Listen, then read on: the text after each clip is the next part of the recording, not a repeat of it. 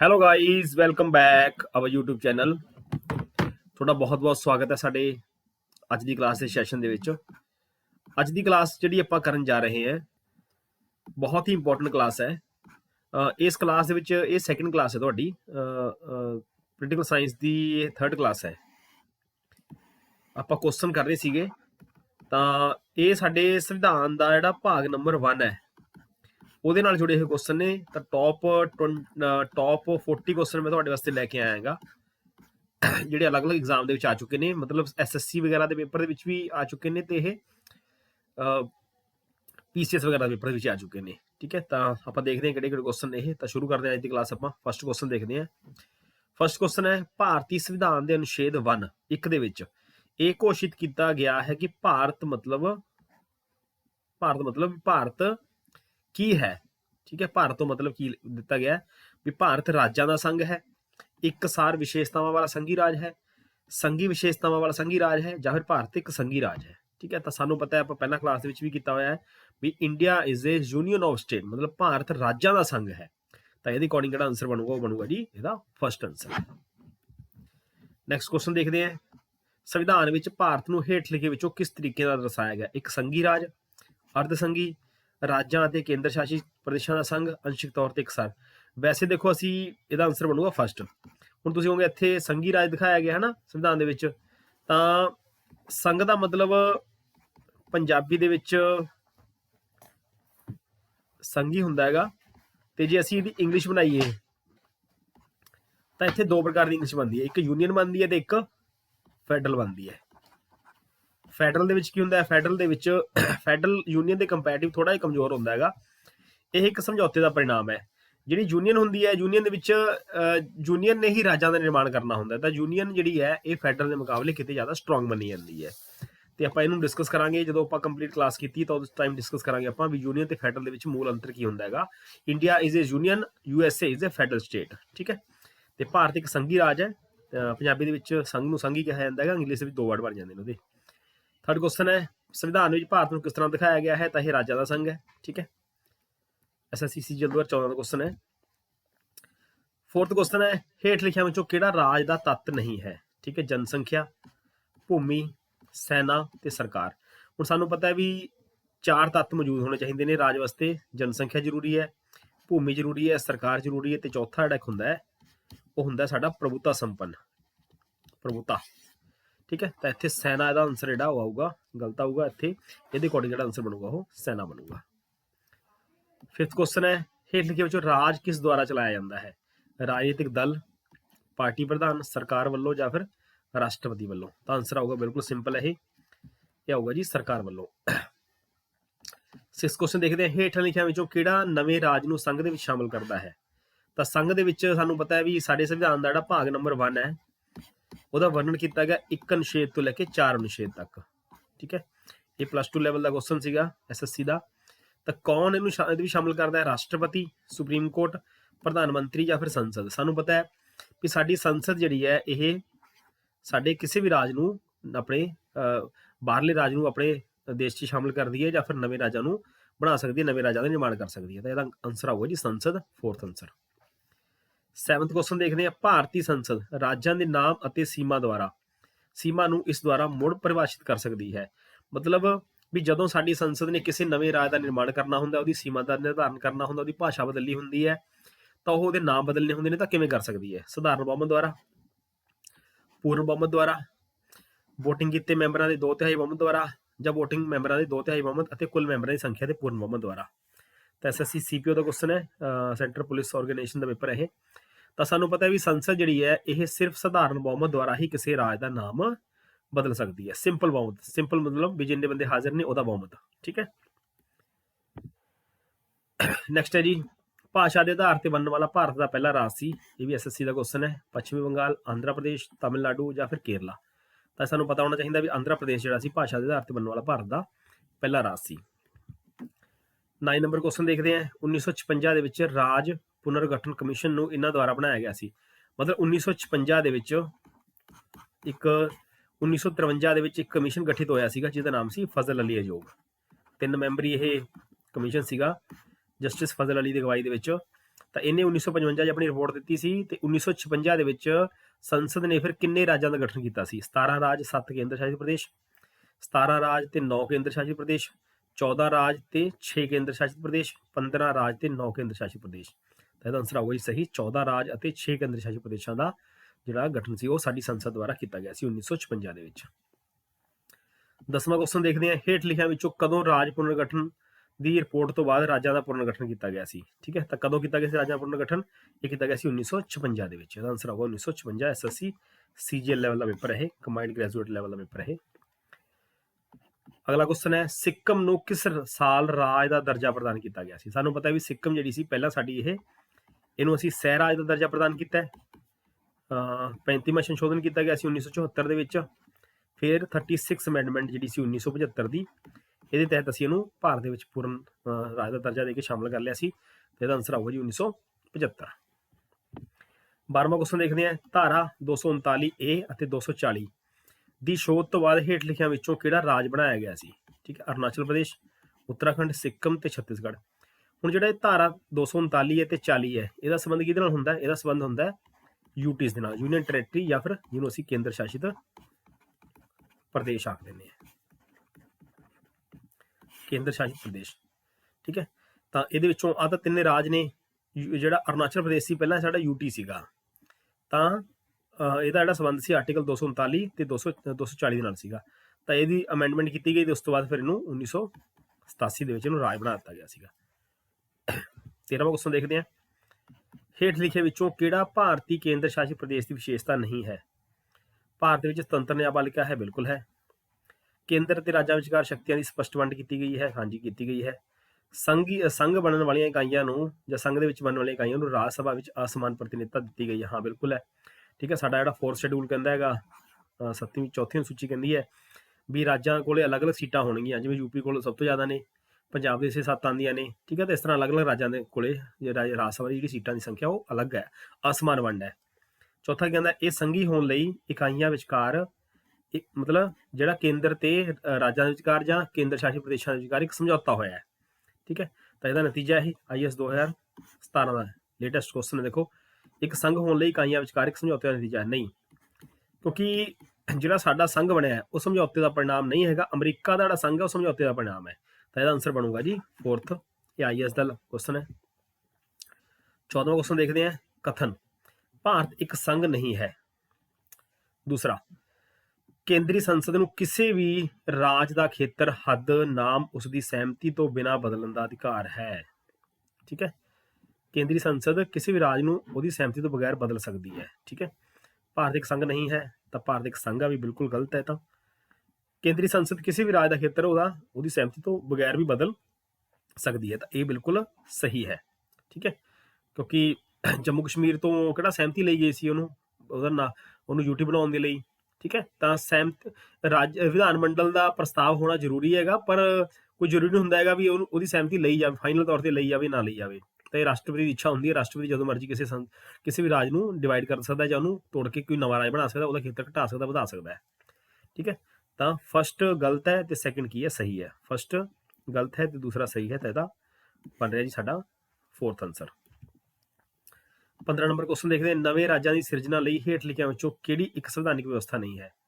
ਕਿਸੇ ਰਾਜ ਦਾ ਖੇਤਰ ਵਧਾਇਆ ਜਾ ਸਕਦਾ ਹੈ, ਕਿਸੇ ਰਾਜ ਦਾ ਖੇਤਰ ਘਟਾਇਆ ਜਾ ਸਕਦਾ ਹੈ, ਕਿਸੇ ਰਾਜ ਦਾ ਨਾਮ ਬਦਲਿਆ ਜਾ ਸਕਦਾ ਹੈ, ਰਾਜ ਵਿੱਚ ਇੱਕ ਕੇਂਦਰ ਸ਼ਾਸਿਤ ਪ੍ਰਦੇਸ਼ ਨੂੰ ਸ਼ਾਮਲ ਕੀਤਾ ਜਾ ਸਕਦਾ ਹੈ। ਤਾਂ ਇਹ ਆਨਸਰ ਆਊਗਾ ਜੀ 4th, ਕਿਸੇ ਵੀ ਰਾਜ ਦੇ ਵਿੱਚ ਕੇਂਦਰ ਸ਼ਾਸਿਤ ਪ੍ਰਦੇਸ਼ ਨੂੰ ਸ਼ਾਮਲ ਨਹੀਂ ਕੀਤਾ ਜਾ ਸਕਦਾ ਹੈਗਾ ਹਾਲ ਫਿਲਹਾਲ। ਠੀਕ ਹੈ, ਤਾਂ ਇਹ ਸੰਵਿਧਾਨਿਕ ਵਿਵਸਥਾ ਜਿਹੜੀ ਹਜੇ ਤੱਕ ਉਹ ਨਹੀਂ ਹੈ। 16ਵਾਂ ਨੰਬਰ ਕੀ ਕਹਿ ਰਿਹਾ, ਭਾਰਤ ਵਿੱਚ ਇੱਕ ਨਵਾਂ ਰਾਜ ਬਣਾਉਣ ਦਾ ਬਿੱਲ ਇਹਨਾਂ ਦੁਆਰਾ ਪਾਸ ਕੀਤਾ ਜਾਣਾ ਜ਼ਰੂਰੀ ਹੈ। ਸੰਸਦ ਵਿੱਚ ਸਧਾਰਨ ਬਹੁਮਤ ਦੁਆਰਾ, ਰਾਜਾਂ ਦੇ 2/3 ਬਹੁਮਤ ਤੋਂ ਘੱਟ ਨਾ ਹੋਣ ਦੁਆਰਾ ਪ੍ਰਵਾਨਗੀ, ਸੰਸਦ ਵਿੱਚ ਸਧਾਰਨ ਬਹੁਮਤ ਦੁਆਰਾ, ਸੰਸਦ ਵਿੱਚ 2/3 ਬਹੁਮਤ ਦੁਆਰਾ ਅਤੇ ਘੱਟੋ ਘੱਟ 2/3 ਰਾਜਾਂ ਦੀ ਪ੍ਰਵਾਨਗੀ, ਇਹਨਾਂ ਵਿੱਚ ਕੋਈ ਨਹੀਂ। ਹੁਣ ਤੁਹਾਨੂੰ ਪਤਾ ਵੀ ਜਦੋਂ ਨਵਾਂ ਰਾਜ ਬਣਾਉਣਾ ਪੈਂਦਾ ਹੈ ਤਾਂ ਉਹ ਫਿਰ ਸੰਸਦ ਆਪਣੇ ਸਧਾਰਨ ਬਹੁਮਤ ਦੁਆਰਾ ਹੀ ਬਣਾ ਸਕਦੀ ਹੈ। ਯੂਪੀ PCS 2016 ਦਾ ਕੁਐਸਚਨ ਹੈ ਇਹ, ਤਾਂ ਸੰਸਦ ਦੇ ਵਿੱਚ ਸਧਾਰਨ ਬਹੁਮਤ ਦੁਆਰਾ ਹੀ ਕਿਸੇ ਰਾਜ ਨੂੰ ਬਣਾਇਆ ਜਾ ਸਕਦਾ ਹੈ। 17 ਨੰਬਰ ਕੁਐਸਚਨ ਕੀ ਕਹਿ ਰਿਹਾ, ਮੌਜੂਦਾ ਰਾਜ ਦੀਆਂ ਸੀਮਾਵਾਂ ਨੂੰ ਬਦਲ ਕੇ ਇੱਕ ਨਵਾਂ ਰਾਜ ਬਣਾਉਣ ਲਈ 3 ਉਪਕਰਨਾਂ ਦੀ ਲੋੜ ਹੁੰਦੀ ਹੈ, ਉਹ ਕਿਹੜੇ ਹੈ? ਸੁਪਰੀਮ ਕੋਰਟ, ਰਾਸ਼ਟਰਪਤੀ ਅਤੇ ਸੰਸਦ, ਸੁਪਰੀਮ ਕੋਰਟ ਅਤੇ ਸੰਬੰਧਿਤ ਰਾਜ ਦਾ ਵਿਧਾਨ ਮੰਡਲ, ਸੁਪਰੀਮ ਕੋਰਟ, ਰਾਸ਼ਟਰਪਤੀ ਅਤੇ ਸੰਬੰਧਿਤ ਰਾਜ ਦਾ ਵਿਧਾਨ ਮੰਡਲ, ਰਾਸ਼ਟਰਪਤੀ, ਸੰਸਦ ਅਤੇ ਸੰਬੰਧਿਤ ਰਾਜ ਦਾ ਵਿਧਾਨ ਮੰਡਲ। ਹੁਣ ਸਾਨੂੰ ਪਤਾ ਹੈ ਵੀ ਰਾਜ ਦਾ ਇਹਦਾ ਵਿਧਾਨ ਮੰਡਲ ਇਹ ਮਤਾ ਪਾਸ ਕਰਦਾ ਵੀ ਸਾਡੇ ਰਾਜ ਦੇ ਵਿੱਚ ਸਾਡੀ ਸੀਮਾ ਨੂੰ ਇੱਕ ਬਣਾਉਣਾ ਚਾਹੀਦਾ ਹੈ, ਠੀਕ ਹੈ, ਅਲੱਗ ਸਾਡਾ ਉਹ ਕਰ ਦਿਓ, ਠੀਕ ਹੈ। ਫਿਰ ਉਹਨੂੰ ਕੌਣ ਕਰਦਾ ਹੈ? ਸੰਸਦ ਕਰਦੀ ਹੈ। ਸੰਸਦ ਦੁਆਰਾ ਪਾਸ ਕਿਹਦੇ ਵੱਲੋਂ ਕੀਤਾ ਜਾਂਦਾ ਹੈਗਾ? ਤਾਂ ਇਹਦੇ ਅਕੋਰਡਿੰਗ ਆਨਸਰ ਦੇਖੋ ਕੀ ਬਣ ਰਿਹਾ ਇਹਦਾ। ਹੁਣ ਜੇ ਤੁਸੀਂ ਇਹਦਾ ਆਨਸਰ ਜੇ ਤੁਹਾਨੂੰ ਕਈ ਵਾਰ ਨਹੀਂ ਪਤਾ ਹੁੰਦਾ ਤਾਂ ਸਾਨੂੰ ਪਤਾ ਵੀ ਰਾਜ ਦੇ ਨਿਰਮਾਣ ਦੇ ਵਿੱਚ ਸੁਪਰੀਮ ਕੋਰਟ ਕੋਈ ਵੀ ਪਾਰਟਿਸਿਪੇਸ਼ਨ ਨਹੀਂ ਕਰਦੀ ਹੈਗੀ, ਤਾਂ ਤਿੰਨਾਂ 'ਚ ਸੁਪਰੀਮ ਕੋਰਟ ਹੈ, ਤਾਂ ਆਨਸਰ ਕੀ ਬਣ ਜੂ ਸਾਡਾ ਜੀ? ਰਾਸ਼ਟਰਪਤੀ, ਠੀਕ ਹੈ। ਸੰਬੰਧਿਤ ਰਾਜ ਦਾ ਵਿਧਾਨ ਮੰਡਲ। ਵੈਸੇ ਵਿਧਾਨ ਮੰਡਲ ਦੀ ਕੋਈ ਖਾਸ ਪ੍ਰਵਾਨਗੀ ਇਹਦੇ ਵਿੱਚ ਨਹੀਂ ਚਾਹੀਦੀ ਹੁੰਦੀ, ਪਰ ਫਿਰ ਵੀ ਚਲੋ ਇੱਥੇ ਆਨਸਰ ਇਹਦਾ ਬਣ ਰਿਹਾ ਹੈਗਾ ਉਹ 4th ਆਨਸਰ। 18 ਨੰਬਰ ਕੀ ਕਹਿ ਰਿਹਾ ਕੁਐਸਚਨ? ਭਾਰਤ ਵਿੱਚ ਇੱਕ ਰਾਜ ਦੀ ਸੀਮਾ ਨੂੰ ਆਰਟੀਕਲ ਦੁਆਰਾ ਬਦਲਿਆ ਜਾ ਸਕਦਾ। ਕਿਹੜੇ ਆਰਟੀਕਲ ਦੁਆਰਾ ਬਦਲਿਆ ਜਾ ਸਕਦਾ ਹੈ? ਆਰਟੀਕਲ 368, ਆਰਟੀਕਲ 130, ਆਰਟੀਕਲ 70 ਤੇ ਆਰਟੀਕਲ 3। ਸਾਨੂੰ ਪਤਾ ਹੈ ਵੀ ਆਰਟੀਕਲ ਨੰਬਰ IAS ਦਾ ਕੁਐਸਚਨ ਇਹ। ਆਰਟੀਕਲ ਨੰਬਰ 3 ਦੇ ਅਨੁਸਾਰ ਜਿਹੜੀ ਦਿੱਤੀ ਗਈ ਪ੍ਰਕਿਰਿਆ ਉਹਦੇ ਦੁਆਰਾ ਕਿਸੇ ਰਾਜ ਦਾ ਨਿਰਮਾਣ ਹੋ ਕੀਤਾ ਜਾ ਸਕਦਾ ਹੈ। 19 ਨੰਬਰ ਕੁਐਸਚਨ ਕਹਿ ਰਿਹਾ ਸੰਵਿਧਾਨ ਦੀ ਕਿਸ ਧਾਰਾ ਦੇ ਅਨੁਸਾਰ ਕੇਂਦਰ ਸਰਕਾਰ ਨਵੇਂ ਰਾਜ ਦਾ ਗਠਨ ਕਰ ਸਕਦੀ ਹੈ? ਧਾਰਾ 3, 4, 5 ਜਾਂ 6। ਦੇਖੋ 5 ਤੇ 6 ਤਾਂ ਆ ਹੀ ਨਹੀਂ ਸਕਦਾ ਕਿਉਂਕਿ ਇਹ ਨਾਗਰਿਕਤਾ ਦੇ ਨਾਲ ਸੰਬੰਧਿਤ ਹੋ ਗਿਆ, ਠੀਕ ਹੈ। ਤਾਂ ਆਊਗਾ ਜੀ ਸਾਡਾ ਧਾਰਾ 3 ਨੰਬਰ, ਠੀਕ ਹੈ। ਧਾਰਾ 3 ਦੇ ਅਨੁਸਾਰ ਜਿਹੜੀ ਹੈ ਇਹ ਕੇਂਦਰ ਸਰਕਾਰ ਜਿਹੜੀ ਹੈ, ਸੰਸਦ ਹੈ ਜਿਹੜੀ ਸਾਡੀ, ਇਹ ਨਵੇਂ ਰਾਜ ਦਾ ਨਿਰਮਾਣ ਜਿਹੜਾ ਉਹ ਕਰ ਸਕਦੀ ਹੈ। 20 ਨੰਬਰ ਕੁਐਸਚਨ ਦੇਖਦੇ ਹਾਂ। ਭਾਰਤੀ ਸੰਵਿਧਾਨ ਦੇ ਅਨੁਛੇਦ 12 ਦੇ ਅਨੁਸਾਰ ਰਾਜ ਦੇ ਵਿੱਚ ਕੌਣ ਕੌਣ ਸ਼ਾਮਲ ਹੈ? IAS ਦਾ ਕੁਐਸਚਨ ਹੈ ਇਹ। ਮੈਨੂੰ ਦੇਖਦੇ ਹਾਂ। ਭਾਰਤ ਦੀ ਸੰਸਦ ਅਤੇ ਸਰਕਾਰ ਓਨਲੀ, ਰਾਜਾਂ ਦੀ ਸਰਕਾਰ ਅਤੇ ਵਿਧਾਨ ਮੰਡਲ, ਭਾਰਤ ਦੇ ਖੇਤਰ ਦੇ ਅੰਦਰ ਜਾਂ ਭਾਰਤ ਸਰਕਾਰ ਦੇ ਕੰਟਰੋਲ ਦੇ ਅਧੀਨ ਜਿੰਨੇ ਵੀ ਸਾਰੀਆਂ ਸਥਾਨਕ ਜਾਂ ਹੋਰ ਅਥਾਰਟੀਆਂ ਨੇ, ਇਹਨਾਂ ਵਿੱਚੋਂ ਕਿਹੜਾ ਕਥਨ ਸਹੀ ਹੈ, ਠੀਕ ਹੈ। ਤਾਂ ਦੇਖੋ ਆਰਟੀਕਲ 12 ਜਿਹੜਾ ਇਹਦੇ ਵਿੱਚ ਰਾਜ ਦੀ ਪਰਿਭਾਸ਼ਾ ਦਿੱਤੀ ਗਈ ਹੈ। ਇਹਦੇ ਅਕੋਰਡਿੰਗ ਭਾਰਤ ਦੀ ਸੰਸਦ ਵੀ ਸ਼ਾਮਲ ਹੈ, ਸਰਕਾਰ ਵੀ ਸ਼ਾਮਲ ਹੈ, ਰਾਜਾਂ ਦੀਆਂ ਸਰਕਾਰ ਵੀ ਤੇ ਵਿਧਾਨ ਮੰਡਲ ਵੀ ਸ਼ਾਮਲ ਹੈ ਇਹਦੇ ਵਿੱਚ। ਭਾਰਤ ਦੇ ਖੇਤਰ ਦੇ ਅੰਦਰ ਜਾਂ ਭਾਰਤ ਦੇ ਨਿਯੰਤਰਣ ਅਧੀਨ ਸਾਰੀਆਂ ਅਥਾਰਟੀਆਂ ਜਾਂ ਹੋਰ ਵੀ ਸ਼ਾਮਲ ਹੈ ਇਹਦੇ ਵਿੱਚ, ਠੀਕ ਹੈ। ਤਾਂ ਇਹਦਾ ਆਨਸਰ ਆਊਗਾ ਸਾਰੇ ਜੀ 1 2 3 ਆਊਗਾ, ਠੀਕ ਹੈ। 20 ਦਾ 1 2 3। 21 ਕੁਐਸਚਨ ਕੀ ਕਹਿ ਰਿਹਾ? ਭਾਸ਼ਾ ਦੇ ਆਧਾਰ ਤੇ ਰਾਜਾਂ ਦਾ ਪੁਨਰ ਗਠਨ ਕਦੋਂ ਕੀਤਾ ਗਿਆ ਸੀ? ਤਾਂ ਭਾਸ਼ਾ ਦੇ ਆਧਾਰ ਤੇ ਰਾਜਾਂ ਦਾ ਪੁਨਰ ਗਠਨ ਕੀਤਾ ਗਿਆ ਸੀ 1956 ਦੇ ਵਿੱਚ, ਜਦੋਂ ਫਜ਼ਲ ਅਲੀ ਆਯੋਗ ਦੀ ਸਿਫਾਰਿਸ਼ ਦੇ ਉੱਪਰ 14 ਰਾਜ ਬਣੇ ਸੀਗੇ ਤੇ 6 ਕੇਂਦਰ ਸ਼ਾਸਿਤ ਪ੍ਰਦੇਸ਼ ਸਾਡੇ ਬਣਾਏ ਗਏ ਸੀਗੇ। ਤਾਂ ਇਹਦਾ ਆਨਸਰ ਆਊਗਾ 1956। 22 ਕੁਐਸਚਨ ਕੀ ਕਹਿ ਰਿਹਾ? ਵਾਂਚੂ ਕਮੇਟੀ ਦੀ ਰਿਪੋਰਟ ਦੇ ਆਧਾਰ ਤੇ ਪਹਿਲੀ ਵਾਰ ਭਾਸ਼ਾਈ ਰਾਜ ਦਾ ਗਠਨ ਕੀਤਾ ਗਿਆ ਸੀਗਾ। ਹੁਣ ਸਾਨੂੰ ਪਤਾ ਵੀ ਭਾਸ਼ਾਈ ਰਾਜ ਪਹਿਲਾਂ ਕੌਣ ਸੀਗਾ? ਆਂਧਰਾ ਪ੍ਰਦੇਸ਼ ਸੀਗਾ। ਤਾਂ ਇਹਦੇ ਅਕੋਰਡਿੰਗ ਸਾਨੂੰ ਪਤਾ ਵੀ ਆਂਧਰਾ ਪ੍ਰਦੇਸ਼ ਆ ਜਾਊਗਾ, ਤਾਂ ਫਸਟ ਆ ਗਿਆ ਆਂਧਰਾ ਪ੍ਰਦੇਸ਼। ਸੈਕੰਡ ਜਿਹੜੀ ਸਟੇਟ ਤੁਹਾਨੂੰ ਪੁੱਛ ਸਕਦਾ ਕਦੇ, ਤਾਂ ਸੈਕੰਡ ਜਿਹੜੀ ਸਟੇਟ ਭਾਸ਼ਾ ਦੇ ਆਧਾਰ ਤੇ ਬਣੀ ਆ ਤਾਂ ਕਿਹੜੀ ਬਣੀ ਸੀ? ਉਹ ਆਂਧਰਾ ਪ੍ਰਦੇਸ਼ ਬਣੀ ਸੀਗੀ। ਆਂਧਰਾ ਪ੍ਰਦੇਸ਼ ਨਹੀਂ, ਗੁਜਰਾਤ ਬਣੀ ਸੀਗੀ। ਪਹਿਲੀ ਸਟੇਟ ਸੀਗੀ ਆਂਧਰਾ ਪ੍ਰਦੇਸ਼ ਤੇ ਦੂਸਰੀ ਸਟੇਟ ਸੀਗੀ ਗੁਜਰਾਤ। ਅਗਲਾ ਕੁਐਸਚਨ ਦੇਖਦੇ ਹਾਂ 23 ਨੰਬਰ। ਰਾਜ ਪੁਨਰਗਠਨ ਕਮਿਸ਼ਨ ਦੀ ਰਿਪੋਰਟ ਕਦੋਂ ਲਾਗੂ ਕੀਤੀ ਗਈ ਸੀ? 1 ਨਵੰਬਰ 1956, 1 ਨਵੰਬਰ 54, 55 ਜਾਂ 57। ਹੁਣ ਦੇਖੋ 56 ਤੁਹਾਨੂੰ ਪਤਾ ਵੀ ਬਾਰ-ਬਾਰ ਕੁਐਸਚਨ ਆ ਚੁੱਕੇ ਨੇ, ਇੱਕ ਦੋ ਵਾਰ ਪਹਿਲਾਂ ਵੀ ਕਰ ਚੁੱਕੇ ਆ। ਤਾਂ ਫਜ਼ਲ ਅਲੀ ਆਯੋਗ ਦੀ ਜਿਹੜੀ ਸਿਫਾਰਿਸ਼ ਸੀਗੀ, ਰਾਜ ਪੁਨਰਗਠਨ ਆਯੋਗ ਦੀ ਜਿਹੜੀ ਸਿਫਾਰਿਸ਼ ਸੀਗੀ, ਉਹਦੇ ਅਕੋਰਡਿੰਗ 1 ਨਵੰਬਰ 1956 ਨੂੰ ਇਹਨੂੰ ਲਾਗੂ ਕੀਤਾ ਗਿਆ ਸੀ। RAS ਦਾ ਕੁਐਸਚਨ ਹੈ, ਵਧੀਆ ਲੈਵਲ ਦਾ ਕੁਐਸਚਨ ਹੈ ਇਹ। ਤਾਂ 1 ਨਵੰਬਰ 1956 ਦਾ ਆਨਸਰ ਆਊਗਾ। ਰਾਜ ਪੁਨਰਗਠਨ ਆਯੋਗ ਦੀ ਸਿਫਾਰਿਸ਼ ਜਿਹੜੀ ਸੀ ਉਹ 1 ਨਵੰਬਰ 1956 ਨੂੰ ਲਾਗੂ ਕੀਤੀ ਗਈ ਸੀ। 24 ਨੰਬਰ ਕੁਐਸਚਨ ਕਹਿ ਰਿਹਾ ਆਜ਼ਾਦੀ ਤੋਂ ਬਾਅਦ ਭਾਰਤ ਵਿੱਚ ਭਾਸ਼ਾਈ ਆਧਾਰ ਤੇ ਪੁਨਰਗਠਨ ਦੀ ਸ਼ੁਰੂਆਤ ਹੇਠ ਲਿਖੇ ਕਾਰਨਾਂ ਵਿੱਚੋਂ ਕਿਸ ਆਧਾਰ ਤੇ ਹੋਈ ਸੀ? ਠੀਕ ਹੈ ਜੀ, ਭਾਸ਼ਾਈ ਆਧਾਰ ਤੇ ਜਿਹੜੇ ਰਾਜਾਂ ਦੇ ਪੁਨਰਗਠਨ ਸੀ ਤਾਂ ਉਹਦੀ ਸ਼ੁਰੂਆਤ ਕਿਹਨੇ ਕਾਰਨਾਂ ਕਰਕੇ ਹੋਈ ਹੈ? ਗ੍ਰਹਿ ਕਮੇਟੀ ਦੀ ਰਿਪੋਰਟ, ਜਸਟਿਸ ਵਾਂਚੂ ਕਮੇਟੀ ਦੀ ਰਿਪੋਰਟ ਹੈ, ਪੀ ਸ਼੍ਰੀ ਰਾਮ ਮੱਲੂ ਦੀ ਮੌਤ ਹੋਈ ਹੈ 1952 ਦੇ ਵਿੱਚ ਹੋ ਗਈ ਸ਼ਾਇਦ ਇਹ, ਰਾਜ ਪੁਨਰਗਠਨ ਉਹਦੀ ਸਿਫਾਰਿਸ਼ ਸੀਗੀ ਜਾਂ ਉਹਦੀ ਕਮੇਟੀ ਦੀ ਰਿਪੋਰਟ ਸੀ। ਤਾਂ ਇਹਦੇ ਵਿੱਚੋਂ ਆਨਸਰ ਆਊਗਾ ਜੀ ਪੀ ਸ਼੍ਰੀ ਰਾਮ ਮੱਲੂ ਦੀ ਮੌਤ ਹੋ ਗਈ ਸੀ। ਪੀ ਸ਼੍ਰੀ ਰਾਮ ਮੱਲੂ ਜਿਹੜੇ ਸੀਗੇ ਇਹ ਤਮਿਲਨਾਡੂ ਦੇ ਇੱਕ ਕਾਂਗਰਸ ਦੇ ਨੇਤਾ ਸੀਗੇ ਤੇ ਇਹਨਾਂ ਦੀ ਡਿਮਾਂਡ ਸੀ ਵੀ ਤੇਲਗੂ ਤੇ ਤਮਿਲ ਖੇਤਰਾਂ ਨੂੰ ਅਲੱਗ ਕੀਤਾ ਜਾਵੇ। ਇਹਨਾਂ ਨੇ ਤਮਿਲ ਰਾਜ ਦੀ ਸਥਾਪਨਾ ਕਰਵਾਉਣੀ ਸੀਗੀ। ਤਾਂ ਇਹਨਾਂ ਨੇ ਹੜਤਾਲ ਕਰਤੀ, ਭੁੱਖ ਹੜਤਾਲ ਕਰਤੀ। ਉਸ ਤੋਂ ਬਾਅਦ ਇਹਨਾਂ ਦੀ 52 ਦਿਨਾਂ ਦੀ ਭੁੱਖ ਹੜਤਾਲ ਤੋਂ ਬਾਅਦ ਮੌਤ ਹੋ ਗਈ ਸੀ। ਤੇ ਉਸ ਤੋਂ ਬਾਅਦ ਵਾਂਚੂ ਕਮੇਟੀ ਬਣਾਈ ਗਈ ਸੀ। ਵਾਂਚੂ ਕਮੇਟੀ ਦੀ ਸਿਫਾਰਿਸ਼ ਦੇ ਉੱਪਰ ਫਿਰ ਮਤਲਬ ਇਹਦਾ ਮੇਨ ਕਾਰਨ ਇਹ ਮੰਨਿਆ ਜਾਂਦਾ ਵੀ ਸ਼੍ਰੀ ਰਾਮ ਮੱਲੂ ਦੀ ਮੌਤ ਹੋਈ ਹੈ ਤੇ ਉਸ ਤੋਂ ਬਾਅਦ ਵਾਂਚੂ ਕਮੇਟੀ ਬਣੀ ਹੈ। ਵਾਂਚੂ ਕਮੇਟੀ ਨੇ ਸਿਫਾਰਿਸ਼ ਕੀਤੀ ਸੀ ਵੀ ਭਾਸ਼ਾ ਦੇ ਆਧਾਰ ਤੇ ਆਂਧਰਾ ਪ੍ਰਦੇਸ਼ ਸਟੇਟ ਦਾ ਨਿਰਮਾਣ ਕਰ ਦਿੱਤਾ ਜਾਣਾ ਚਾਹੀਦਾ ਹੈ। 25 ਨੰਬਰ ਕੀ ਆ ਰਿਹਾ? ਭਾਰਤ ਦੀ ਸੰਸਦ ਨੇ 1956 ਦੇ ਵਿੱਚ ਕਿੰਨੇ ਰਾਜ, ਇਹ ਤੁਹਾਨੂੰ ਪਹਿਲਾਂ ਵੀ ਆ ਚੁੱਕਿਆ ਕੁਐਸਚਨ, ਤੇ ਇਹਦਾ ਹੋਊਗਾ ਜੀ IAS 2009 ਦਾ ਕੁਐਸਚਨ ਇਹ। 14 ਰਾਜ ਤੇ 6 ਕੇਂਦਰ ਸ਼ਾਸਿਤ ਪ੍ਰਦੇਸ਼ਾਂ ਦਾ ਗਠਨ ਕੀਤਾ ਸੀ। ਰਾਜ ਪੁਨਰਗਠਨ ਆਯੋਗ ਦਾ ਚੇਅਰਮੈਨ ਕੌਣ ਸੀ? ਫਜ਼ਲ ਅਲੀ, KM ਪਣੀਕਰ, MH ਕੁੰਜਰੂ, ਰਾਮ। ਠੀਕ ਹੈ, ਇਹ ਤਿੰਨੇ ਬੰਦੇ ਸ਼ਾਮਲ ਸੀ ਇਸ ਕਮੇਟੀ ਦੇ। 3 ਬੰਦੇ ਸੀ, KM ਪਣੀਕਰ, HN ਕੁੰਜਰੂ, ਠੀਕ ਹੈ, ਹਿਰਦੇਨਾਥ ਕੁੰਜਰੂ ਸੀ ਇਹ, ਤੇ MK ਪਣੀਕਰ ਸੀ ਇਹ। ਤਾਂ ਫਜ਼ਲ ਅਲੀ ਦੇ ਚੇਅਰਮੈਨ ਸੀਗੇ। ਇਹਦਾ ਆਨਸਰ ਆਊਗਾ ਜੀ ਫਜ਼ਲ ਅਲੀ। ਛੱਤੀਸਗੜ੍ਹ PCS ਦਾ ਕੁਐਸਚਨ ਹੈ ਇਹ 2004-05 ਦਾ। ਭਾਸ਼ਾਈ ਰਾਜਾਂ ਦੀ ਧਾਰਨਾ ਕਿਸ ਨੇ ਦਿੱਤੀ ਸੀ? 1927 ਦਾ 27 ਨੰਬਰ ਕੁਐਸਚਨ ਹੈ। ਨਹਿਰੂ ਕਮੇਟੀ ਨੇ, ਧਰ ਕਮਿਸ਼ਨ ਨੇ, ਕੈਬਨਿਟ ਮਿਸ਼ਨ ਨੇ ਜਾਂ ਸਾਈਮਨ ਕਮਿਸ਼ਨ ਨੇ। ਤਾਂ ਸਾਨੂੰ ਪਤਾ ਜੀ 1948 ਦੇ ਵਿੱਚ ਸੰਵਿਧਾਨ ਸਭਾ ਦੇ ਜਿਹੜੇ ਕਮੇਟੀ ਦੇ ਪ੍ਰਧਾਨ ਸੀਗੇ ਡਾਕਟਰ ਰਾਜਿੰਦਰ ਪ੍ਰਸਾਦ, ਉਹਨਾਂ ਨੇ ਕਮੇਟੀ ਬਣਾਈ ਸੀ ਜਿਹਦਾ ਨਾਮ ਸੀ ਧਰ ਕਮੇਟੀ। ਡਾਕਟਰ ਐਸ ਕੇ ਧਰ ਜਸਟਿਸ ਐਸ ਕੇ ਧਰ ਕਮੇਟੀ ਬਣੀ ਸੀਗੀ। ਤਾਂ ਉਹਨੇ ਇਹ ਨਹੀਂ ਕਿਹਾ ਸੀਗਾ ਵੀ ਰਾਜਾਂ ਦਾ ਨਿਰਮਾਣ ਹੋਵੇ ਭਾਸ਼ਾ ਦੇ ਆਧਾਰ ਤੇ। ਉਹਨੇ ਕਿਹਾ ਸੀ ਵੀ ਭਾਸ਼ਾਈ ਰਾਜਾਂ ਦਾ ਨਿਰਮਾਣ ਨਹੀਂ ਹੋਣਾ ਚਾਹੀਦਾ। ਜੇ ਰਾਜਾਂ ਦਾ ਨਿਰਮਾਣ ਹੋਣਾ ਚਾਹੀਦਾ ਤਾਂ ਉਹ ਪ੍ਰਸ਼ਾਸਨਿਕ ਸੁਵਿਧਾ ਦੇ ਅਨੁਸਾਰ ਹੋਣਾ ਚਾਹੀਦਾ ਹੈ। ਤਾਂ ਇੱਥੇ ਇਹਨਾਂ ਨੇ ਭਾਸ਼ਾਈ ਰਾਜਾਂ ਦੀ ਜਿਹੜੀ ਧਾਰਨਾ ਸੀ ਉਹਨੂੰ ਖਾਰਜ ਕੀਤਾ ਸੀਗਾ। ਤੇ ਭਾਸ਼ਾਈ ਰਾਜਾਂ ਦੀ, ਪਰ ਇਹ ਗੱਲ ਕੁਐਸਚਨ ਕੀ ਬਣਦਾ, ਇਹਦਾ ਆਨਸਰ ਕੀ ਬਣਦਾ ਹੈਗਾ, ਧਰ ਕਮਿਸ਼ਨ। ਠੀਕ ਹੈ, ਇਹਨਾਂ ਨੇ ਭਾਸ਼ਾਈ ਰਾਜਾਂ ਦੀ ਧਾਰਨਾ ਤਾਂ ਦਿੱਤੀ ਸੀ, ਪਰ ਉਹ ਕਿਹਾ ਸੀ ਭਾਸ਼ਾਈ ਰਾਜਾਂ ਦੀ ਧਾਰਨਾ ਉਹਨਾਂ ਨੇ ਖਾਰਜ ਕਰਤਾ ਸੀਗਾ। ਮਤਲਬ ਕਿਹਾ ਸੀ ਵੀ ਪ੍ਰਸ਼ਾਸਨਿਕ ਸੁਵਿਧਾ ਦੇ ਅਨੁਸਾਰ ਜਿਹੜਾ ਉਹ ਰਾਜਾਂ ਦਾ ਨਿਰਮਾਣ ਜਿਹੜਾ ਉਹ ਹੋਣਾ ਚਾਹੀਦਾ ਹੈਗਾ। 28 ਨੰਬਰ ਕੁਐਸਚਨ ਦੇਖਦੇ ਹਾਂ। ਆਂਧਰਾ ਪ੍ਰਦੇਸ਼ ਪੁਨਰਗਠਨ ਬਿੱਲ ਨੂੰ ਰਾਸ਼ਟਰਪਤੀ ਦੁਆਰਾ ਪ੍ਰਵਾਨਗੀ ਅਤੇ ਹਸਤਾਖਰ ਕੀਤੇ ਗਏ ਸੀ ਕਦੋਂ?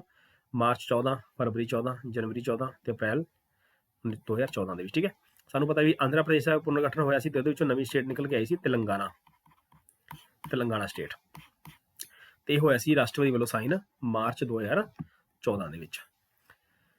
29 ਨੰਬਰ, ਜਿਸ ਰਾਜ ਨੂੰ ਭਾਰਤੀ ਸੰਘ ਦੇ ਸਹਿ ਰਾਜ ਵਜੋਂ ਪਹਿਲਾ ਦਾਖਲਾ ਮਿਲਿਆ ਸੀਗਾ ਉਹ ਸੀ ਸਿੱਕਿਮ, ਜੰਮੂ ਕਸ਼ਮੀਰ, ਗੋਆ ਤੇ ਪੁਡੂਚੇਰੀ। ਠੀਕ ਹੈ, ਸਹਿ ਰਾਜ ਇੱਕੋ ਹੀ ਬਣਿਆ ਭਾਰਤ ਦਾ, ਤਾਂ ਉਹ ਸੀ ਸਾਡਾ ਸਿੱਕਿਮ। ਇਹਨੂੰ ਸਾਡੇ 35 ਅਮੈਂਡਮੈਂਟ 1974 ਦੇ ਤਹਿਤ ਸਹਿ ਰਾਜ ਦਾ ਦਰਜਾ ਮਿਲਿਆ ਤੇ 36 ਅਮੈਂਡਮੈਂਟ ਜਿਹੜੀ ਸੀ 1975 ਦੀ, ਇਹਦੇ ਤਹਿਤ ਇਹਨੂੰ ਭਾਰਤ ਦਾ ਪੂਰਨ ਰਾਜ ਸੀ ਉਹ ਡਿਕਲੇਅਰ ਕਰ ਦਿੱਤਾ ਗਿਆ ਸੀ। 22ਵਾਂ ਰਾਜ ਭਾਰਤ ਦਾ ਬਣਿਆ ਸੀ ਇਹ, 22ਵਾਂ ਰਾਜ। ਠੀਕ ਹੈ, 30 ਨੰਬਰ ਕੁਐਸਚਨ ਦੇਖਦੇ ਹਾਂ ਕੀ ਕਹਿੰਦਾ। ਭਾਰਤ ਵਿੱਚ ਸੰਘ ਅਤੇ ਰਾਜਾਂ ਲਈ ਇੱਕ ਹੀ ਸੰਵਿਧਾਨ ਹੈ। ਸਿੱਕਿਮ ਨੂੰ ਛੱਡ ਕੇ, ਜੰਮੂ ਕਸ਼ਮੀਰ ਨੂੰ ਛੱਡ ਕੇ, ਨਾਗਾਲੈਂਡ ਨੂੰ ਛੱਡ ਕੇ ਤੇ ਤਮਿਲਨਾਡੂ। ਇਹ ਵੈਸੇ ਦੇਖੋ 1998 ਦਾ ਕੁਐਸਚਨ ਹੈ, ਤਾਂ ਇਹਦੇ ਅਕੋਰਡਿੰਗ ਦਾ ਆਨਸਰ ਬਣਨਾ ਚਾਹੀਦਾ 2। ਪਰ ਜੇ ਹੁਣ ਆਉਂਦਾ ਤੁਹਾਨੂੰ ਤਾਂ ਸਾਡੇ ਸਾਰੇ ਰਾਜਾਂ ਅਤੇ ਸੰਘ ਲਈ ਇੱਕੋ ਹੀ ਸੰਵਿਧਾਨ ਹੈ। ਪਹਿਲਾਂ ਜੰਮੂ ਕਸ਼ਮੀਰ ਦਾ ਜਿਹੜਾ ਸੰਵਿਧਾਨ ਸੀ ਉਹ ਧਾਰਾ 370 ਤੇ ਧਾਰਾ 35A, ਇਹਨਾਂ ਦੋਨਾਂ ਨੂੰ ਖਤਮ ਕੀਤਾ ਗਿਆ ਹੈਗਾ।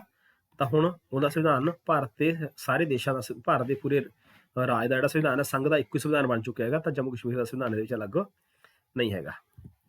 31 ਨੰਬਰ ਦੇਖਦੇ ਹਾਂ। ਹੇਠਾਂ ਲਿਖੇ ਵਿੱਚੋਂ ਰਾਜਾਂ ਦਾ ਭਾਰਤ ਸੰਘ ਨੂੰ ਪੂਰੇ ਰਾਜ ਦਾ ਦਰਜਾ ਪ੍ਰਾਪਤ ਕਰਨ ਦਾ ਸਹੀ ਕਾਲਾਨੁਕ੍ਰਮ ਕ੍ਰਮ ਕਿਹੜਾ ਹੈ? ਹੁਣ ਅਸੀਂ ਇਹ ਦੱਸਣਾ ਵੀ ਕਿਹੜੀ ਸਟੇਟ ਪਹਿਲਾਂ ਬਣੀ ਹੈ ਤੇ ਉਹਦਾ ਅਸੀਂ ਕ੍ਰਮ ਲਾਉਣਾ ਹੈਗਾ। ਤਾਂ ਸਿੱਕਿਮ, ਅਰੁਣਾਚਲ, ਨਾਗਾਲੈਂਡ ਤੇ ਹਰਿਆਣਾ। ਹੁਣ ਇਹ ਦੇਖ ਲੈਂਦੇ ਆ ਵੀ ਸਿੱਕਿਮ ਜਿਹੜੀ ਬਣੀ ਹੈ ਤਾਂ ਕਦੋਂ ਬਣੀ ਹੈ ਇਹ? ਸਿੱਕਿਮ ਬਣੀ 1975 ਦੇ ਵਿੱਚ, ਅਰੁਣਾਚਲ ਬਣੀ ਹੈ 1987 ਦੇ ਵਿੱਚ, ਤੇ ਜਿਹੜੀ ਨਾਗਾਲੈਂਡ ਸੀ ਜਿਹੜਾ, ਇਹਨੂੰ 1963 ਦੇ ਵਿੱਚ ਰਾਜ ਦਾ ਦਰਜਾ ਮਿਲਿਆ ਹੈਗਾ, ਤੇ ਹਰਿਆਣਾ ਨੂੰ ਸਾਡੇ 1966 ਚ ਮਿਲਿਆ ਹੈਗਾ। ਤਾਂ ਹੁਣ ਕਾਲਕ੍ਰਮ ਬਣਾ ਲਓ ਇਹਦਾ ਤੁਸੀਂ। ਤਾਂ ਪਹਿਲਾ ਆਊਗਾ ਜੀ ਨਾਗਾਲੈਂਡ, ਦੂਜਾ ਆਊਗਾ ਹਰਿਆਣਾ, ਤੇ ਤੀਸਰਾ ਆਊਗਾ ਸਿੱਕਿਮ, ਤੇ ਚੌਥਾ ਆਊਗਾ ਅਰੁਣਾਚਲ। ਤਾਂ ਪਹਿਲਾ ਨਾਗਾਲੈਂਡ ਹੈਗਾ, ਇੱਥੇ ਹੈਗਾ ਨਾਗਾਲੈਂਡ। ਦੂਸਰਾ ਹੈਗਾ ਜੀ ਸਾਡਾ ਸਿੱਕਿਮ, ਪਹਿਲਾ ਨਾਗਾਲੈਂਡ ਤੋਂ ਬਾਅਦ ਹਰਿਆਣਾ, ਤੀਸਰਾ ਸਾਡਾ ਸਿੱਕਿਮ ਹੈ ਤੇ ਚੌਥਾ ਅਰੁਣਾਚਲ ਹੈ। ਤਾਂ IAS 2007 ਦਾ ਕੁਐਸਚਨ ਹੈ, ਤਾਂ ਇੰਪੋਰਟੈਂਟ ਕੁਐਸਚਨ ਸੀ ਜੀ ਇਹ। ਇਹਦਾ ਆਊਗਾ ਆਨਸਰ ਸੈਕਿੰਡ। ਠੀਕ ਹੈ, ਤੁਸੀਂ ਇਹਨੂੰ ਦੇਖ ਲਿਓ ਪੌਜ਼ ਕਰਕੇ। ਠੀਕ ਹੈ, ਕਾਲਕ੍ਰਮ ਜਿਹੜਾ ਸਹੀ ਬਣਦਾ ਇਹਦਾ ਇਹੀ ਬਣਦਾ। 32 ਨੰਬਰ ਕੁਐਸਚਨ ਦੇਖਦੇ ਹਾਂ, ਇਹਨਾਂ ਵਿੱਚੋਂ ਕਿਹੜਾ ਸਹੀ ਹੈ? ਤਾਂ ਹਰਿਆਣਾ 1 ਨਵੰਬਰ 1966 ਨੂੰ ਬਣਿਆ, ਇਹਦਾ ਬਿਲਕੁਲ ਸਹੀ ਗੱਲ ਹੈ। ਮਿਜ਼ੋਰਮ ਦੇਖ ਲੈਂਦੇ ਹਾਂ। ਤਾਂ ਮਿਜ਼ੋਰਮ ਜਿਹੜਾ ਬਣਿਆ ਸੀ ਉਹ ਬਣਿਆ ਤਾਂ 86 ਚ ਸੀਗਾ, ਤੇ ਪਰ ਉਹ ਬਣਿਆ ਸੀਗਾ ਜਨਵਰੀ ਦੇ ਵਿੱਚ। ਤੇਲੰਗਾਨਾ ਮਾਰਚ 'ਚ ਬਣਿਆ ਹੈਗਾ, ਅਗਸਤ 'ਚ ਨਹੀਂ ਬਣਿਆ ਸੀਗਾ, ਗਲਤ ਹੈ ਵੀ, ਇਹ ਵੀ ਗਲਤ ਹੈ। ਛੱਤੀਸਗੜ੍ਹ 1 ਨਵੰਬਰ ਨੂੰ ਬਣੇਗਾ, ਤਾਂ ਇਹ ਵੀ ਗਲਤ ਹੈ। ਤਾਂ ਇਹਦੇ ਅਕੋਰਡਿੰਗ ਆਨਸਰ ਜਿਹੜਾ ਬਣ ਰਿਹਾ ਸਹੀ ਸਾਡਾ ਉਹ ਬਣ ਰਿਹਾ ਫਸਟ ਆਨਸਰ। 33 ਕੁਐਸਚਨ ਦੇਖਦੇ ਹਾਂ। ਹੇਠ ਲਿਖੇ ਰਾਜ ਸਾਲ 1960 ਤੋਂ ਬਾਅਦ ਬਣਾਏ ਗਏ ਹਨ, ਉਹਨਾਂ ਨੂੰ ਉਹਨਾਂ ਦੇ ਗਠਨ ਦੇ ਵਾਧੇ ਕਾਲ ਦੇ ਵਿੱਚ ਅਸੀਂ ਵਿਵਸਥਿਤ ਕਰਨਾ ਤੇ ਹੇਠਾਂ ਦੇ ਕੋਡ ਦੀ ਵਰਤੋਂ ਕਰਦੇ ਆਪਣੇ ਜਵਾਬ ਚੁਣਦੇ ਹਾਂ। ਹਰਿਆਣਾ ਦੇਖਦੇ ਹਾਂ 1966 'ਚ, ਸਿੱਕਿਮ 1975 ਦੇ ਵਿੱਚ, ਤੇ ਤੁਹਾਡਾ ਨਾਗਾਲੈਂਡ ਬਣਿਆ 1963 ਦੇ ਵਿੱਚ, ਤੇ ਮੇਘਾਲਿਆ ਬਣਿਆ 1969 ਦੇ ਵਿੱਚ। ਤੈਨੂੰ ਦੇਖ ਲੈਣੇ ਆਪਾਂ।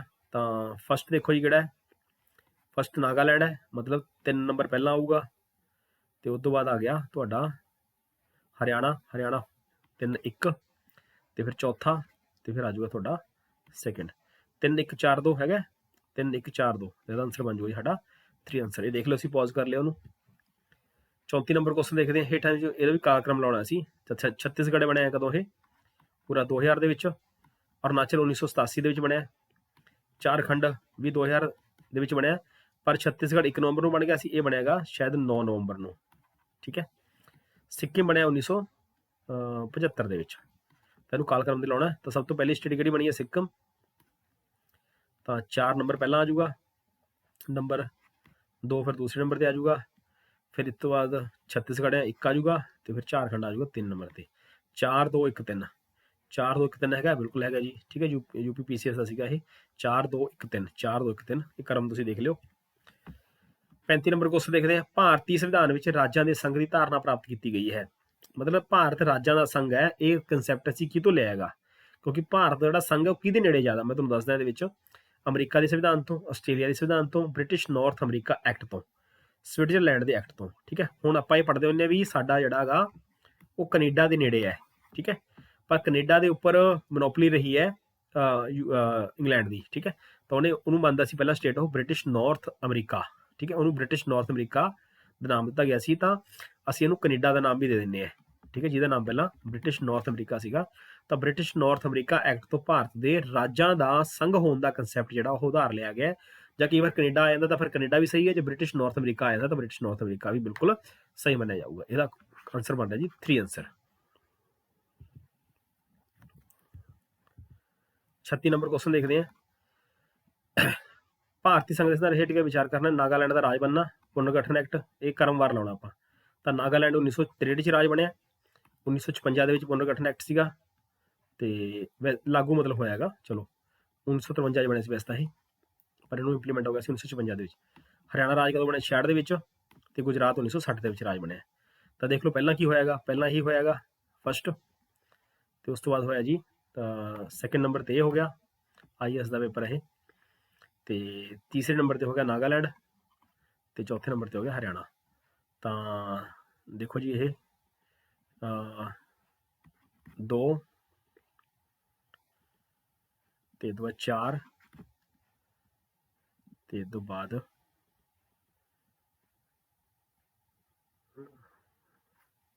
4 ਨੰਬਰ, ਤੇ ਫਿਰ ਇਹ ਤੋਂ ਬਾਅਦ 3 ਨੰਬਰ 1 ਨੰਬਰ, ਤੇ ਇਹ ਤੋਂ ਬਾਅਦ ਫਿਰ 3 ਨੰਬਰ। 2 4 1 3 2 2 4 1 3, ਤਾਂ ਇਹਦਾ ਆਨਸਰ ਬਣੂਗਾ ਜੀ 4th। ਦੇਖ ਲਓ ਕਈ ਵਾਰ ਕਨਫਿਊਜ਼ਨ ਹੁੰਦੀ ਹੈ ਇਹਦੇ ਵਿੱਚ। ਠੀਕ ਹੈ, ਤਾਂ ਇਹ ਕਾਲਕ੍ਰਮ ਅਨੁਸਾਰ ਸਹੀ ਹੈ ਬਿਲਕੁਲ। ਰਾਜ ਦਾ ਸਭ ਤੋਂ ਮਹੱਤਵਪੂਰਨ ਤੱਤ ਕਿਹੜਾ ਹੈ? ਝੰਡਾ, ਰਾਜਧਾਨੀ, ਪ੍ਰਭੂਤਾ, ਜਾਂ ਫਿਰ ਸਰਕਾਰ ਦਾ ਮੁਖੀ। ਤਾਂ ਸਾਨੂੰ ਪਤਾ 4 ਤੱਤ ਹੁੰਦੇ ਨੇ ਮੇਨ। ਸਰਕਾਰ ਹੋਵੇ, ਪ੍ਰਭੂਤਾ ਹੋਵੇ, ਭੂਮੀ ਹੋਵੇ, ਤੇ ਜਨਸੰਖਿਆ ਹੋਵੇ। ਇਹਦੇ ਵਿੱਚ ਸਭ ਤੋਂ ਮਹੱਤਵਪੂਰਨ ਜਿਹੜਾ ਤੱਤ ਮੰਨਿਆ ਜਾਂਦਾ ਉਹ ਮੰਨਿਆ ਜਾਂਦਾ ਪ੍ਰਭੂਤਾ ਸੰਪੰਨ। ਤਾਂ ਆਨਸਰ ਬਣਦਾ ਜੀ 3rd ਦਾ। ਕਿਹੜਾ ਕੇਂਦਰ ਸ਼ਾਸਿਤ ਪ੍ਰਦੇਸ਼ ਨਹੀਂ ਹੈ? ਤਾਂ ਗੋਆ, ਲਕਸ਼ਦੀਪ, ਦਾਦਰਾ ਨਗਰ ਹਵੇਲੀ, ਚੰਡੀਗੜ੍ਹ। ਤਾਂ ਸਾਨੂੰ ਪਤਾ ਜੀ ਗੋਆ ਸਾਡਾ ਰਾਜ ਇੱਕ ਪਰਮਾਨੈਂਟ, ਤਾਂ ਗੋਆ ਆਨਸਰ ਆਊਗਾ ਇਹਦਾ। ਸੰਵਿਧਾਨ ਦੇ ਭਾਗ 1 ਦਾ ਵਰਣਨ ਕਿੰਨੇ ਤੋਂ ਕਿੰਨੇ ਅਨੁਛੇਦ 'ਚ ਕੀਤਾ ਗਿਆ? ਤਾਂ ਭਾਗ ਨੰਬਰ ਜਿਹੜਾ 1 ਹੈ, ਜਿਹਦੇ ਬਾਰੇ ਆਪਾਂ ਗੱਲ ਕਰ ਰਹੇ ਸੀ ਅੱਜ ਕੁਐਸਚਨ ਬਾਰੇ, ਤਾਂ 1 ਤੋਂ 3, 2 ਤੋਂ 4, 5 ਤੋਂ 11 ਹੈ, ਜਾਂ ਫਿਰ 1 ਤੋਂ 4। ਤਾਂ ਸਾਨੂੰ ਪਤਾ ਜੀ 1 ਤੋਂ 4 ਤੱਕ ਭਾਗ ਨੰਬਰ 1 ਦਾ ਜਿਹੜਾ ਵਰਣਨ ਉਹ ਕੀਤਾ ਗਿਆ ਇਹਦੇ ਵਿੱਚ, ਤਾਂ ਇਹਦਾ ਆਨਸਰ ਬਣੂਗਾ 4th। ਲਾਸਟ ਕੁਐਸਚਨ ਦੇਖਦੇ ਆਪਾਂ। ਬੰਬਈ ਸੂਬਾ ਗੁਜਰਾਤ ਅਤੇ ਮਹਾਰਾਸ਼ਟਰ 'ਚ ਵੰਡਿਆ ਗਿਆ ਸੀਗਾ। ਕਦੋਂ ਵੰਡਿਆ ਗਿਆ ਸੀ ਬੰਬਈ ਸੂਬਾ? 1963, 60, 57 ਤੇ 1953 ਦੇ ਵਿੱਚ। ਤਾਂ ਆਂਧਰਾ ਪ੍ਰਦੇਸ਼ ਦੇ ਵਿੱਚ, ਆਂਧਰਾ ਪ੍ਰਦੇਸ਼ ਸਾਡੀ ਪਹਿਲੀ ਸਟੇਟ ਬਣੀ ਸੀ ਜਿਹੜੀ ਭਾਸ਼ਾ ਦੇ ਆਧਾਰ 'ਤੇ ਬਣੀ ਸੀ। 19 ਤੋਂ ਬਾਅਦ ਫਜ਼ਲ ਅਲੀ ਆਯੋਗ ਦਾ ਗਠਨ ਕੀਤਾ ਗਿਆ ਸੀ, ਰਾਜ ਪੁਨਰਗਠਨ ਆਯੋਗ ਦਾ ਗਠਨ ਕੀਤਾ ਗਿਆ ਸੀ 1953 ਦੇ ਵਿੱਚ, ਤੇ ਉਸ ਤੋਂ ਬਾਅਦ 1956 ਦੇ ਵਿੱਚ 14 ਰਾਜ ਤੇ 6 ਕੇਂਦਰ ਸ਼ਾਸਿਤ ਪ੍ਰਦੇਸ਼ ਬਣਾ ਦਿੱਤੇ ਗਏ ਸੀਗੇ। ਫਿਰ ਭਾਸ਼ਾ ਦੇ ਆਧਾਰ 'ਤੇ ਮੰਗ ਉੱਠਣ ਲੱਗੀ, ਤਾਂ ਫਿਰ 1960 ਦੇ ਵਿੱਚ ਬੰਬਈ ਸਟੇਟ ਨੂੰ ਤੋੜ ਕੇ ਇੱਕ ਗੁਜਰਾਤੀ ਸਟੇਟ ਦਾ ਨਿਰਮਾਣ ਕੀਤਾ ਗਿਆ। ਤਾਂ ਇਹਦੇ ਅਕੋਰਡਿੰਗ ਆਨਸਰ ਬਣਦਾ ਸਾਡਾ 1960। ਠੀਕ ਹੈ, ਤਾਂ ਇਹ ਸੀ ਅੱਜ ਦਾ ਲਾਸਟ ਕੁਐਸਚਨ। ਆਈ ਹੋਪ ਕਿ ਤੁਹਾਨੂੰ ਅੱਜ ਦੀ ਵੀਡੀਓ ਪਸੰਦ ਆਈ ਹੋਊਗੀ। ਤੁਸੀਂ ਕਮੈਂਟ ਕਰਕੇ ਦੱਸਣਾ ਹੈ ਵੀ ਅੱਜ ਦੀ ਵੀਡੀਓ ਤੁਹਾਨੂੰ ਕਿਵੇਂ ਲੱਗੀ ਹੈ। ਕਮੈਂਟ ਜ਼ਰੂਰ ਕਰਿਆ ਕਰੋ, ਦੱਸਿਆ ਕਰੋ। ਠੀਕ ਹੈ, ਤਾਂ ਕਿ ਅਸੀਂ ਆਪਣੀ ਕਮਜ਼ੋਰੀਆਂ ਨੂੰ ਦੂਰ ਕਰ ਸਕੀਏ। ਪਲੀਜ਼ ਇਸ ਵੀਡੀਓ ਨੂੰ ਤੁਸੀਂ ਜੇ ਪਸੰਦ ਆਉਂਦੀ ਤਾਂ ਲਾਈਕ ਕਰਿਓ, ਸ਼ੇਅਰ ਕਰਿਓ, ਤੇ ਜੇ ਚੈਨਲ ਨੂੰ ਤੁਸੀਂ ਸਬਸਕ੍ਰਾਈਬ ਨਹੀਂ ਕੀਤਾ ਤਾਂ ਪਲੀਜ਼ ਸਾਡੇ ਚੈਨਲ ਨੂੰ ਸਬਸਕ੍ਰਾਈਬ ਕਰਿਓ। ਠੀਕ ਹੈ, ਤੇ ਵੱਧ ਤੋਂ ਵੱਧ ਤੁਸੀਂ ਇਹ ਆਪਣੇ ਸਾਥੀ ਮਿੱਤਰਾਂ ਤੱਕ ਪਹੁੰਚਾਉਣੀ ਵੀਡੀਓ, ਤਾਂ ਕਿ ਉਹਨਾਂ ਨੂੰ ਵੀ ਇਸ ਵੀਡੀਓ ਦਾ ਫਾਇਦਾ ਮਿਲ ਸਕੇ। ਮਿਲਦੇ ਆ ਫਿਰ ਇੱਕ ਨਵੇਂ ਜੋਸ਼ ਨਾਲ, ਨਵੀਂ ਵੀਡੀਓ ਦੇ ਨਾਲ। ਤਦ ਤੱਕ ਲਈ ਬਾਏ, ਥੈਂਕ ਯੂ।